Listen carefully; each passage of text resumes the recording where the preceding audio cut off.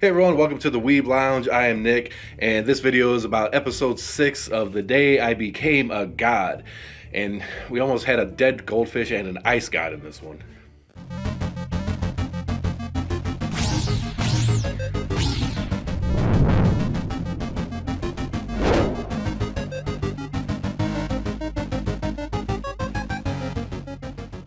Alright, besides Hina, Odin getting in a little bit of trouble there at the end, I'll get to that. This episode, it opens up with Yoda having a dream. He's playing basketball with his best bud. They're just kind of having a hard time and trying to come back from a really bad loss, apparently. And it comes down to his best bud, passing him the ball, getting down with, the whole thing here, put your foot here, I'll throw you up and in basketball. But yeah, it's apparently you're supposed to have him jump and slam dunk or something. Apparently it probably doesn't go well. Who knows? It's Yoda. Nothing goes well for Yoda. And then all of a sudden he wakes up.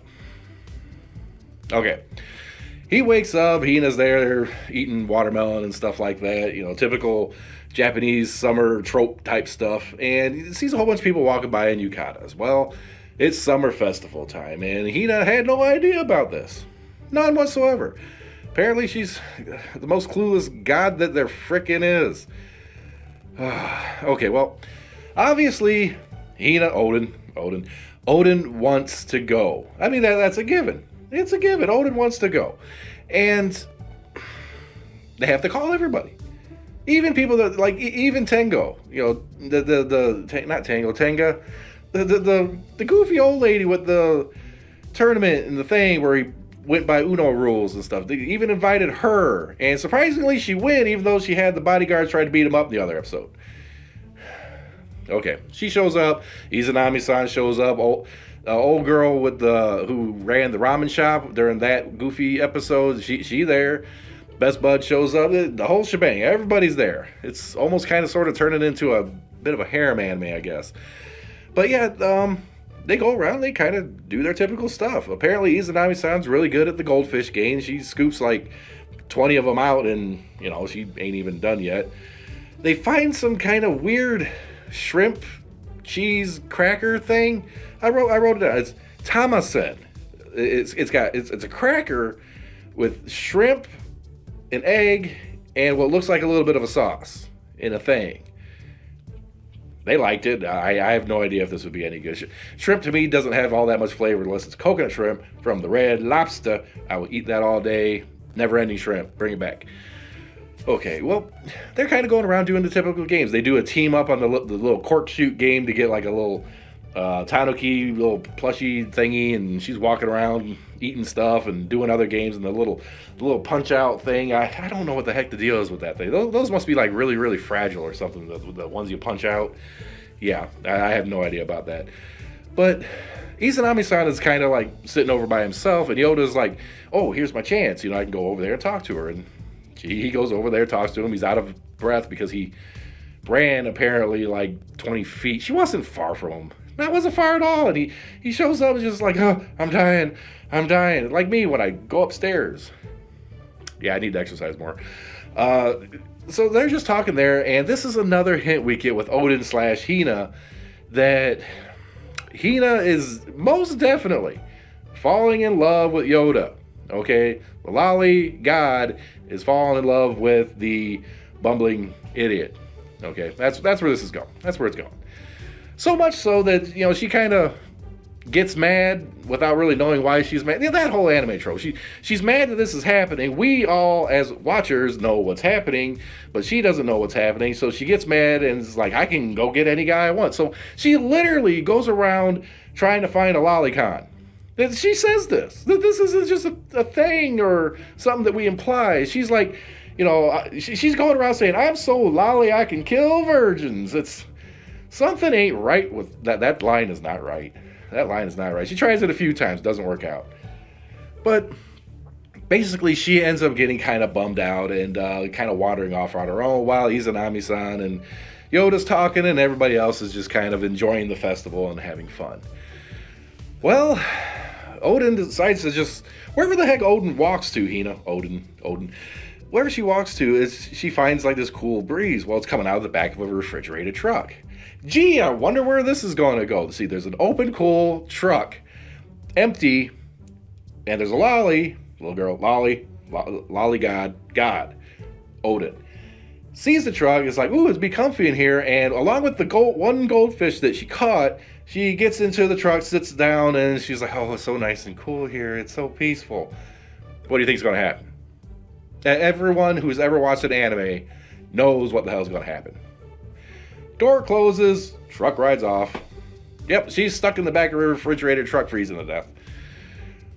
Okay, well, to Yoda and the crew's credit, Yoda kind of deduces what happened. You know, when it closed, she kind of just chucked her apple on the ground along with the little Tanuki plushie thing, whatever the heck it was, raccoon, whatever. And why she just tossed him on the ground to climb up into the cool thing? I mean, if you're going to go into the cool, never mind anime logic, she threw it down, it's on the ground. Yoda finds it along with his buddy, and they're like, okay, they find another guy in a truck, talk to him, blah, blah, blah. And they find out, okay, well, chances are she's stuck in a truck and they're driving off towards Tokyo, I guess. So it's a good thing Yoda's buddy brought his motorcycle, right? So gets on the motorcycle, they start driving, and they finally catch up with the truck as everybody's in a panic. Got to catch up with it before she like freezes to death, right? We don't want Ice God, we want Odin. Odin's not Ice God. Who's the Ice God? No, wait a minute, isn't Odin the Ice God? No, that's World of Warcraft. In the mountains, that's something like that. Yeah, that was Odin, wasn't it? Odin might be the Ice God in some respect. Never mind, I'm off track. Okay, it's got me thinking, because in the mountains is the mountains, and I hated that boss fight. Anyways, they catch up to it, and they're trying to get him to stop. So they pull in front, they're waving at him and everything, and the guy starts flashing his lights like, get out of the way. Okay, if you have somebody on a motorcycle in front of you, turning around, waving frantically at you, something is wrong, right? Something's probably wrong. The truck driver apparently is stupid and brain dead because he was like, these menacing kids, I'm going to flash my lights at them, you dirty little... Stupid truck driver, dumb as hell. I mean, if this was America and somebody did that with the arms and the guns and shit, yeah, I can understand thinking twice, because truck drivers go through a lot of shit here. But there, I'm guessing not so much. I'm guessing it'd be fine. Here, it's probably fine too. I'm exaggerating, I know. But anyways, they have to get a little bit more extreme. So they drive back around the truck, and this is where kind of the dream comes in. The dream shows Yoda getting a leg up, basically, to launch himself into the air to try to make this basket. He doesn't make the basket, and they kind of cut to that, and it's like, that didn't work out very well. But they're thinking this will work out better. So the idea with this is to get behind the truck, have Yoda kind of jump over his buddy that's driving, and there's physics involved that I know that wouldn't work.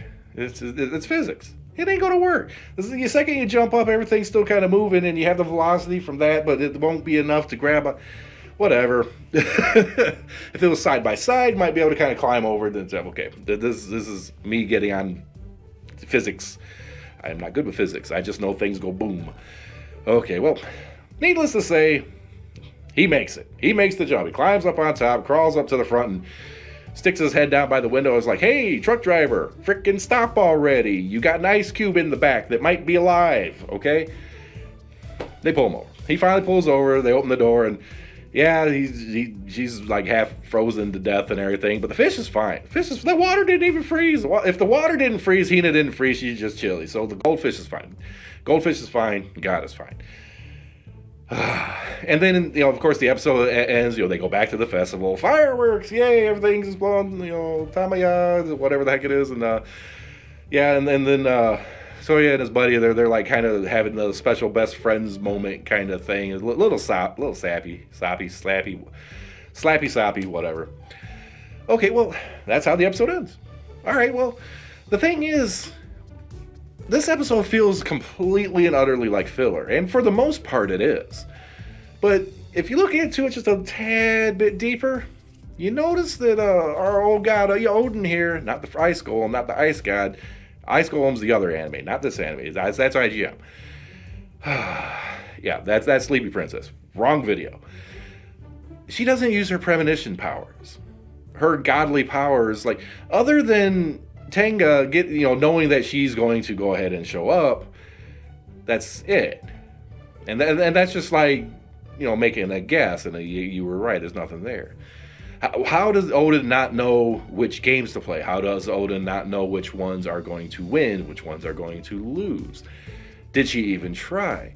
Did she know that getting into the truck was going to cause this big issue? The way she acted, certainly did not know. She had no idea. So where's the godly powers? Where's the precognition? Where's the premonition? There is none. There's none at all. So something is just way off with this episode, in my opinion. I think you have to look at it to that degree, because she's a god, she's supposed to know, but she don't. She gets in trouble. Okay. Now, we know that Hina is in love with Yoda. We know this. This is where it's going. And I probably should make another video completely about my hypothesis of where this is going, because at the end of this anime, it says they got 9 days left. 9 days until the end of the world.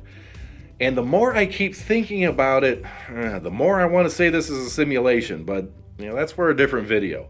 Maybe I should do that sooner than later, before it's actually like given away. Given away? I was going to say, my grammar sucks. Oh my god. Anyways, I have a feeling this is like that mid-ground filler, and the next one I have a feeling is going to be pretty important. That's kind of what they do in the shows like this, so I'm looking forward to episode 7. With that, like, subscribe, hit that notification button. Growing channel needs to grow, and I've said that many a times. Streaming Monday, Tuesday, Thursday, Friday, and on off days too. Last week, oh my god, I streamed every freaking day for like 7 hours, 8 hours, something like that. It was a lot. I lost track. Lots of Genshin Impact and gacha games. Lots of gacha games. All right. We'll see you in the next video.